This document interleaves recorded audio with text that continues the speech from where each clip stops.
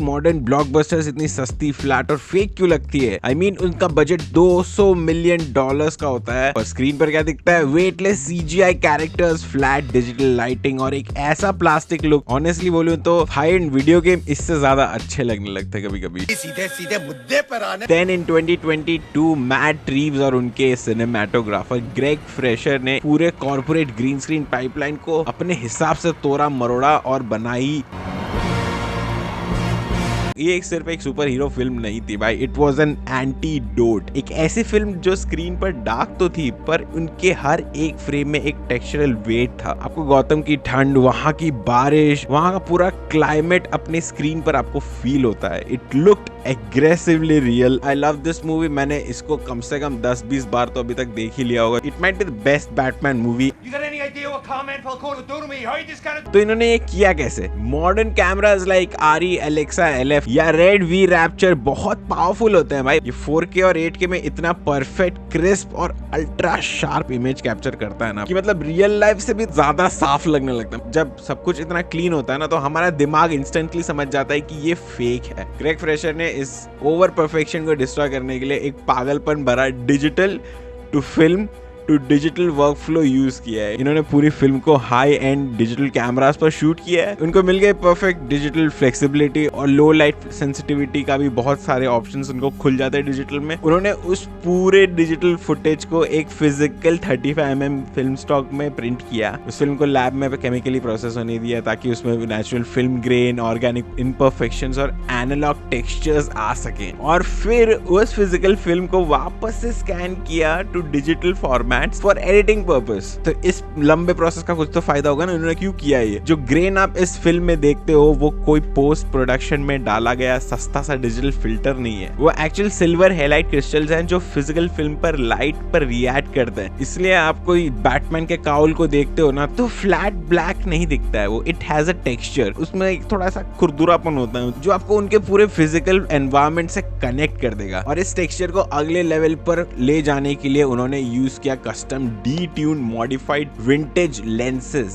specifically from a company called Iron Glass। In lenses को जानबूझ के imperfect बनाया जाता है। अगर आप फिल्म के कॉर्नर्स को ध्यान से देखोगे तो यहाँ पर इमेज बहुत heavily blur और distort होता है। इसे कहते हैं anamorphic aberrations। मॉडर्न हॉलीवुड चाहता है कि फ्रेम हर एक कोना परफेक्टली विजिबल हो बट मैट रीव्स चाहता है कि आपका फोकस सिर्फ और सिर्फ एक कैरेक्टर पर हो। इन लेंसेज का डेप्थ ऑफ फील्ड इतना शैलो है कि अगर बैटमैन फ्रेम में सिर्फ 2 इंच पीछे हो जाए तो वो एक ब्लर्ड शैडो बन जाता है। गौतम कोई बैकग्राउंड सेटिंग नहीं है, एक एब्स्ट्रैक्ट क्लॉस्ट्रोफोबिक पेंटिंग बना दिया है। अब बात करते हैं हमारे दूसरे मेजर एलिमेंट की, द कैमरा एंगल्स। बहुत सारे स्टैंडर्ड सुपर हीरो मूवीज में कैमरा एक ओमनीपोटेंट गॉड की तरह बिहेव करता है। वो कहीं भी उड़ सकता है बिना किसी लॉजिक के, डायनामिक के स्काई शॉट्स ले सकता है और एक्शंस के बीच में ड्रोन जैसा कुछ घुमा देगा। बट बैटमैन में ऐसा नहीं। There is no other way to put this. Camera behaves like a literal creep. मतलब एक स्टॉकर होता है ना, वो ऐसे छुप कर देख रहा होता है, वैसा विजन दिखता है हमें। फिल्म के लगभग हर तीसरे शॉट में कैमरा और मेन कैरेक्टर के बीच में कोई फिजिकल ऑब्जेक्ट होता है। कभी कोई एक भीगा हुआ विंडशील्ड तो कभी किसी गाड़ी का रेयर व्यू मिरर। आप कभी कोई सीन को है ना आप खुलेआम नहीं देखते। मतलब ऐसा एकदम क्लॉस्ट्रोफोबिक लगता है। The POV is always like कि आप कोई किसी के पीछे से देख रहे हो, खिड़की के बाहर से देख रहे हो। The way they show you this movie is really interesting और ये चॉइस बहुत कैलकुलेटेड है। मैट्रिक्स आपको ये फील कराना चाहता है कि गॉथम में जो है ना वो कोई भी सेफ नहीं है, ठीक है। You are constantly being watched. Movie शुरू होता है ना वो POV शॉट रिडलर का होता है जो मेयर को स्टॉक कर रहा है, पर जब बैटमैन स्क्रीन पर आता है तब भी कैमरा उसको उसी स्टॉकर के पर्सपेक्टिव से दिखाता है। The line between the hero and the villain's methodology completely blurs visually. इस फिल्म का दूसरा कैमरा रूल मैंने जो देखा वो लॉक इन ऑन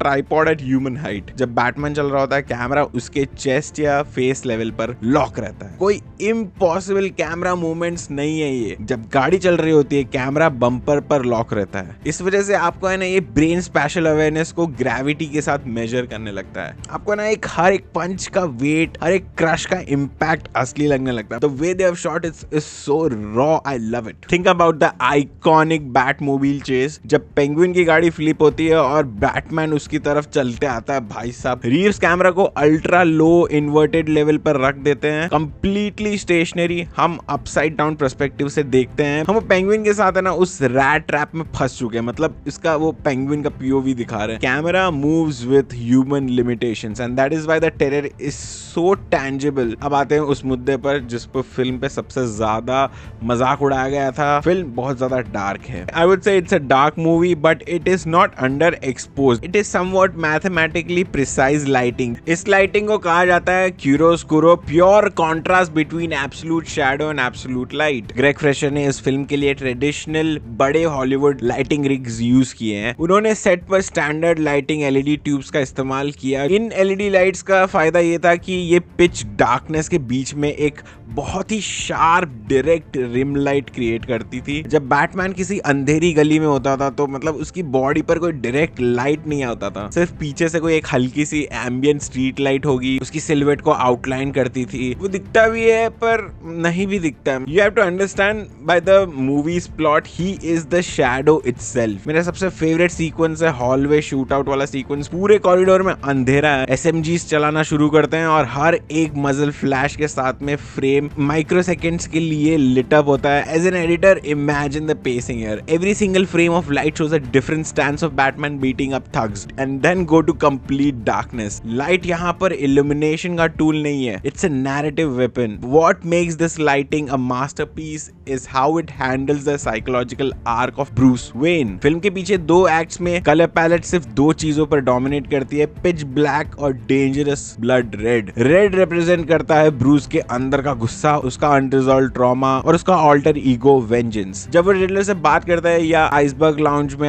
एंटर करता है, the red light consumes him. It's an angry colour palette but in the final act everything changes. Gotham flood हो चुका है, लोग बचने के लिए इधर उधर भाग रहे हैं. तब यहाँ पे बैटमैन बहुत बड़ा डिसीजन लेता है. वो एक इलेक्ट्रिकल वायर को कट करता है, पानी में गिरता है और वो अंधेरे को दूर करने के लिए एक ब्लेजिंग ब्राइट ऑरेंज फ्लेयर जलाता है. Suddenly the palette shifts from angry red to a warm life saving orange. Think about the visual storytelling here. जो इंसान पूरी फिल्म में अंधेरे में छुपा हुआ है, लोगों को डराता था, वही बंदा वो एक लाइट सोर्स बनकर बीच में खड़ा है. वो लोगों का बन रहा है hope, symbol of hope. Light ने बैटमैन का कैरेक्टर आर्क स्क्रीन पर कंप्यूट कर दिया बिना एक डायलॉग बोले. This is pure cinema. So what's the final lesson here? Matt Reeves ने द बैटमैन को किसी फैक्ट्री मेड कॉर्पोरेट चेकलिस्ट के लिए नहीं बनाया. उन्होंने एक स्ट्रक्चरल सिस्टम डिजाइन किया. Analogue lens texture, camera framing और लाइटिंग, ये सब मिलाकर आपके दिमाग को एज अ व्यूअर ट्रैप कर देती है. इसीलिए this film stands apart. It feels tactical, it feels dangerous, it feels heavy. As a film watcher, as a viewer, मुझे तो ये मूवी एक रिमाइंडर है मेरे लिए कि आप एक विजुअल मीडियम के फंडामेंटल फिजिक्स को और कोर रूल्स के साथ आप एक्सपेरिमेंट नहीं करोगे ना, तब तक आप कुछ यूनिक क्रिएट नहीं कर पाओगे. और बाकी कुछ नहीं भाई, बैटमैन 2 आ रहा है मैट रीव्स का, और इससे बीच में पेंगुइन भी आया था भाई. रियली गुड शो भाई, बहुत बढ़िया लगा था पेंगुइन. फिर आएगा मैट रीव्स का Batman 2 and it is going to be fantastic. लिख के ले लो भाई. अगर ये आपको ये टेक्निकल डीप डाइव पसंद आया तो फटाफट से लाइक कर दो, फटाफट से सब्सक्राइब मार दो. Thank you so much.